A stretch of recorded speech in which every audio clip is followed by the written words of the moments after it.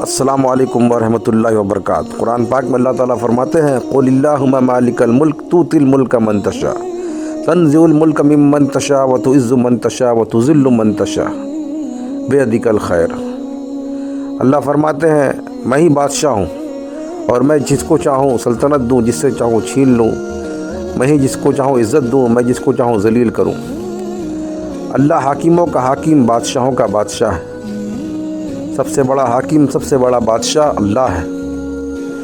قیامت کا دن اللہ فرمائیں گے، قیامت کے دن اللہ فرمائیں گے کہ میں بادشاہ ہوں، انا الملک، کہاں ہے دنیا کے بادشاہ؟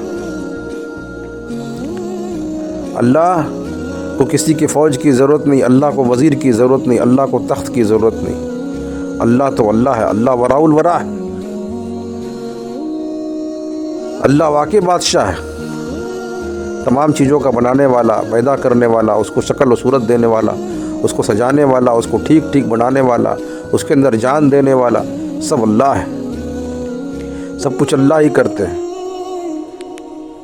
ہم سب اللہ کی مرضی کے بغیر کچھ نہیں کر سکتے، اللہ ہم سب کی مرضی کے بغیر سب کچھ کر سکتا ہے۔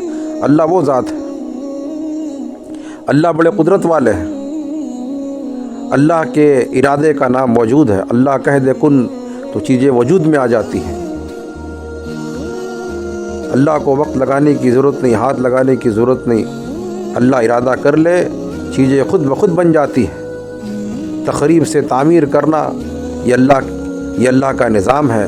بگاڑ سے بنانا، ذلت والی جگہ سے عزت کا دینا، ناکامی سے کامیابی کرنا، ہلاکت سے حفاظت میں لانا، یہ سب اللہ کے قبضے قدرت میں ہے۔ ہلاکت کے نقشے میں اللہ حفاظت فرماتے ہیں۔ اللہ کے نبی جناب محمد رسول اللہ صلی اللہ علیہ وسلم غار شور میں ہے اور ہلاکت کا نقشہ ہے، اللہ نے ایک مکڑی کے جالے سے حفاظت فرمائی۔ ابرہہ کا لشکر آ رہا ہے، اللہ نے ایک معمولی سی چڑیا کو بیچ کر اللہ نے اپنے گھر کی حفاظت فرمائی۔ آتش نمرود میں اللہ نے ابراہیم علیہ السلام کو، ہلاکت کی جگہ ہے، اللہ نے حفاظت کر کے دکھایا۔ فرعون کا لشکر پیچھے پڑا ہوا ہے، سامنے دریا ہے، موسیٰ علیہ السلام دریا سے پار ہو رہے ہیں، ہلاکت کے نقشے میں اللہ نے حفاظت کر کے دکھایا۔ اللہ پالنے والے ہیں، اللہ کی قدرت بے مثال ہے، بڑی عظیم قدرت اللہ کی، طاقت والے اللہ ہے۔ ان القوت للہ، طاقت صرف اللہ کی ہے۔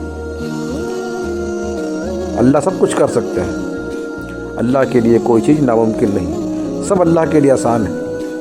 اتنے بڑے کائنات کو بنانا، اتنے بڑے کائنات کو وجود میں لانا، اس کو چلانا، اس کو سجانا، اس کو ٹھیک ٹھیک چلانا، یہ اللہ ہی کر سکتا ہے، ورنہ ہم سے تو اپنا گھر ٹھیک سے نہیں چل پاتا۔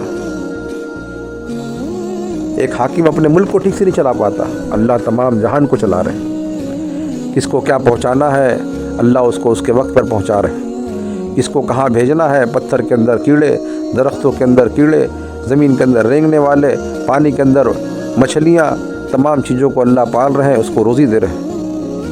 یہ سب اللہ کر رہے ہیں۔ اللہ کی قدرت بے مثال ہے۔ اللہ کی قدرت کو سمجھے انسان، بکری ہو یا گائے ہو یا بھینس ہو، وہ گھاس پھوس کھاتی ہے، سفید دودھ دیتی ہے۔ حالانکہ گائے بھینس بکری کو ہم چیر کر کاٹ کر دیکھتے ہیں تو کبھی اس میں سے دودھ نہیں نکلتا بلکہ خون نکلتا ہے۔ اس کے تھنوں میں دودھ کہاں سے آتی ہے؟ اللہ کے خزانے سے اللہ بھیجتے ہیں۔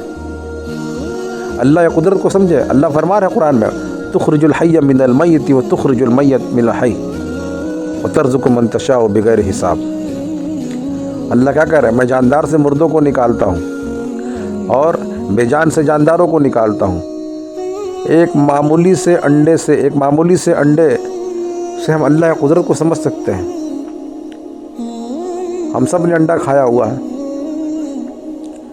اس انڈے کے اندر کئی پرتیں اللہ نے لگائی ہیں۔ علماء فرماتے ہیں کہ 7 پرتیں ہیں، ہمیں 2-3 پرتیں نظر آتی ہیں۔ اس پرتوں سے اللہ کی قدرت کو سمجھے۔ جب ہم انڈا کاٹتے ہیں تو اس میں سے ایک پیلی زردی نکلتی ہے اور کچھ سفید حصہ ہوتا ہے۔ اس کو ابال کر کھائیں یا اس کو تل کر کھائیں، کبھی اس میں سے خون نہیں نکلتا۔ لیکن اسی انڈے کے اوپر اگر 21 دن تک مرغی کو بیٹھا دیا جائے تو اس بے جان انڈے سے ایک جاندار مرغی نکل کر آتی ہے۔ اب اس بے جان انڈے میں ایک جاندار مرغی کہاں سے آتی؟ اللہ قدرت سے، اللہ اپنی قدرت سے بناتے ہیں۔ اس کے اندر ایک چونچ ہے، اس کا پر ہے، اس کے پیر ہے، اس کی آنکھیں ہیں، اس کے کان ہیں، اس کا دل ہے، اس کا گردہ ہے، اس کے اندر ایک جان ہے۔ اس چھوٹے سی مرغی کو اگر ہم کاٹیں تو اس میں سے خون نکلتا ہے، تو یہ خون اس کے اندر کہاں سے آیا؟ یہ خون اللہ کے خزانے سے، اللہ نے اس میں خون ڈالا۔ ہم سب کو اللہ نے بنایا ہے اپنی قدرت سے، اور اللہ اس نظام کو، اس کائنات کے نظام کو اللہ اپنی قدرت سے چلا رہے ہیں۔ سمجھنے کا پھر اللہ نے دنیا میں ہمیشہ رہنے کے لیے نہیں بھیجا، اللہ نے دنیا میں ہمیشہ رہنے کے لیے نہیں بھیجا، بلکہ تھوڑے دن کے لیے آخرت کو بنانے کے لیے، اللہ کو راضی کرنے کے لیے بھیجا۔ آج ہم دنیا میں ہیں، ہم سے پہلے ہمارے دادا پردادا تھے، کل ہم چلے جائیں گے، پھر ہمارے پوتے پوتیاں ہوں گے۔ دنیا میں کوئی رہنے کے لیے ہمیشہ نہیں آیا۔ ہم نے کئی لوگوں کو اپنے ہاتھوں سے قبر میں دفنایا ہے، کل کوئی ہمیں بھی قبر میں دفنائے گا اور ہم بھی دنیا سے چلے جائیں گے۔